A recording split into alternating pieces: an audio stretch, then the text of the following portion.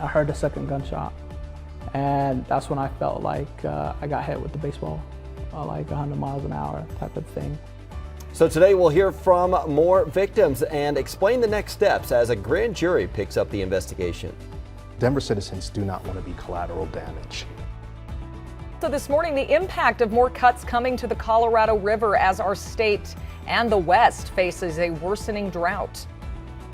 And don't hold your breath to see Russell Wilson or any of the Broncos stars in the preseason. Why? The new head coach says our starters will be on the sidelines for now. Got to keep some stuff a secret with the team, right? Don't want to reveal too much, although beautiful sunrise this morning from our Lookout Mountain camera. Nice to see the sun again. It's been a good 2 days when we've been under the cloud cover. Now sunshine returns, warmer weather on the way here too. Take a look at your patio forecast. We're going to be in the 70s by lunch. We'll hit highs in the 80s and then drop back down into the 70s by dinner, but more dry conditions and lots of sunshine here in town for us today. Highs are going to be today anywhere from 80 to about 85 degrees. Tomorrow we're going to get to near 90 in some spots. And when we get clearing skies like this, you are going to see, unfortunately, another ozone action day alert in place here for the northern Front Range. Air quality warning in effect until at least 4 o'clock. Parts of southern and southwestern Colorado could pick up a few storms and showers, but we're going to see our highs, likely pretty warm. I don't know why this keeps clicking on me. The clicker's just wanting to go on through, Jason. Near 90 though tomorrow, so we will see some warmer conditions on Thursday. Well, there you go. The clicker wants to go swimming with that guy about to do the belly flop. All right now we do have a dry drive. A lot of sun for us up in Boulder. Yesterday at this point, it was pouring rain. We had some street flooding. Right now, nice and dry. Well, at least the roads are dry. Still pretty wet in the grass and on some of the trails, so it might be a little muddy for you. Take a look at the problem up to the north. We have about a 25-minute ride on I-25 as you take a look up this way from basically Crossroads, passing 392 on up to Harmony. From the camera up that way, you can see the heavy stop-and-go traffic with this crash on the northbound side. So if you're moving somebody in or trying to get up to Fort Collins or CSU, that's going to cause you about a 25 to 30-minute delay. Maybe running over to 287 to get over to campus is going to help you out. Take a look at the drive that we have here across Highway 36, maybe going up to CU, Boulder. That is going to be a couple extra minutes, but again, nice and dry compared to yesterday at this point. No other big problems on the freeways that we're dealing with, but a lot of traffic in and out of the Denver Tech Center.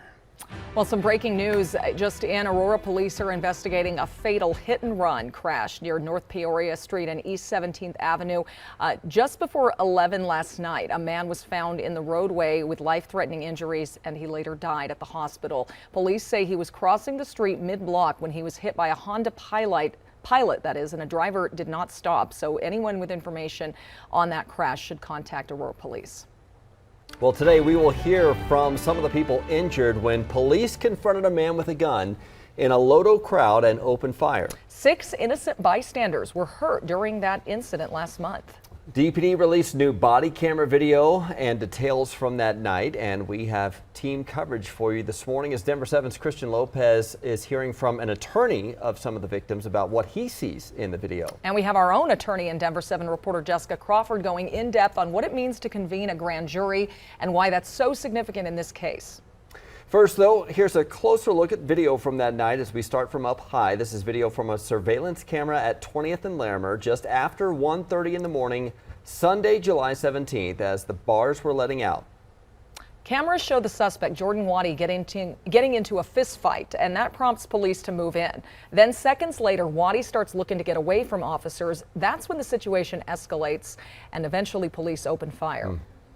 Want to add some context as we slow it down a little bit. 3 days after the shooting, police told us when confronted by police, Waddy ignored verbal orders and walked through the crowd. So as you can see here, when Waddy gets between the two cars and the officer approaches, Waddy appears to grab his gun by the barrel.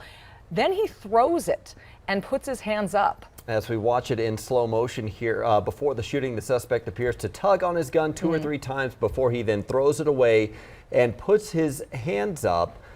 From the moment the gun leaves the suspect's hands till the officer fires his weapon, 5 frames of video elapse, which is about 1/6 of a second. Wow. Well, later today, we will hear from a few of the people who were hurt that night. First, Denver 7's Christian Lopez joins us live near the scene this morning where those innocent bystanders were caught in the crossfire. An attorney representing some of those people calls what happened that night reckless. Yeah, he did call it that, and we will be talking to 3 of the 6 victims at around 2 p.m. today. So you'll be able to hear about all of this in their own words on Denver 7 News at 4. We also talked to that attorney who's been helping them through all of this, and he told us, and as you can probably imagine, they are all still pretty shaken up about the whole thing. They suffered various injuries, including a man who had a bullet lodged in his arm, and we have photos of his x-ray. He had to have surgery to get that removed. There was also a victim who had a bullet go through her arm, and the third was hit in the foot. The attorney we talked to, his name was Chris Whitney, and he said after seeing that body camera footage himself, he is surprised that those injuries were not a lot worse. We saw Denver officers firing live rounds into a crowd. And it's very fortunate. It's actually incredible that only 6 individuals were injured. Because you think about it, firing into a crowd where there's a good 60, 70 people, maybe even more, it's very fortunate no one had died. We're also hearing from the attorney who is representing the suspect, Jordan Waddy. He said his perspective is that this was an overreaction and said the body camera video shows his client was surrendering. He acknowledges that police, they have to make split-second decisions in situations like this, but he says the way he sees it at that point, Waddy was not threatening or attempting to hurt anyone. You see he's obviously thrown the gun. It's gone. It's like out of the frame. His hands are up. To me, that's not a split-second decision, And, they didn't just shoot him once. This isn't just split-second decision, one shot. No, they fired on him 6 or 7 times, and they fired into 2 different crowds while they were doing it. It's reckless, it's inexcusable, it's excessive. They need to be held accountable. And this is all just the very beginning of what will likely be a very lengthy investigation into whether or not the officers responded lawfully. Denver police says that the 3 officers who were involved in this shooting, they are on modified duty at the moment. Live in Denver this morning, I'm Christian Lopez, Denver 7. Yeah, a lot of attention on this case. Thank you, Christian. This is the first time Denver District Attorney Beth McCann has convened a grand jury to investigate a police shooting. Yeah, and I sat down with her just last month. In fact, a week after the shooting, she told me it's rare for a grand jury to investigate officer-involved shootings in any Colorado jurisdiction. She explained, though, how a new law will help add more transparency to this investigation.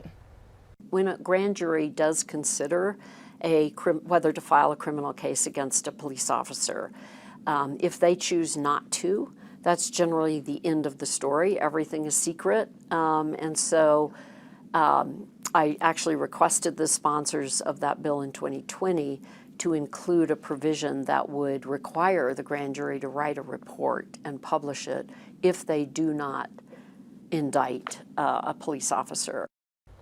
So she issued a statement yesterday saying for the community to fully trust in the outcome of this incident, it's important that the independent members of the community review the facts, evidence, and law regarding whether these officers should be criminally charged. A big part of this is getting the public involved. Denver 7's Jessica Crawford joins us as an attorney. Explain the process of getting a grand jury assembled and why it's so important.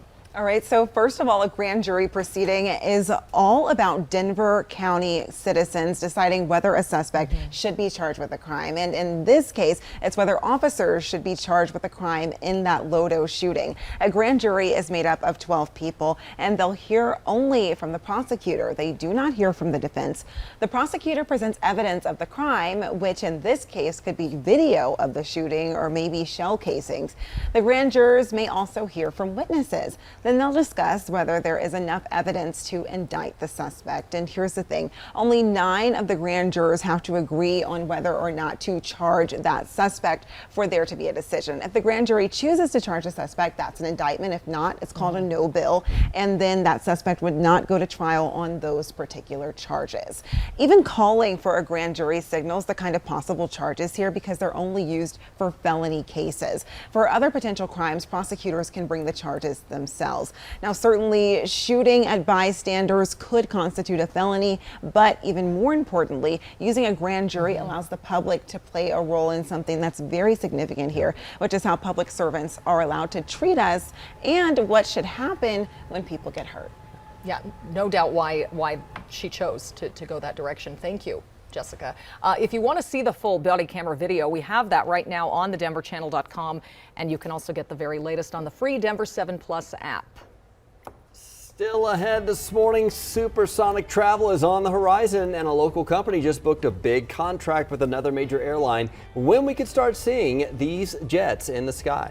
Plus, the new owners of Casa Bonita, those South Park guys, are filing a lawsuit against the city of Lakewood.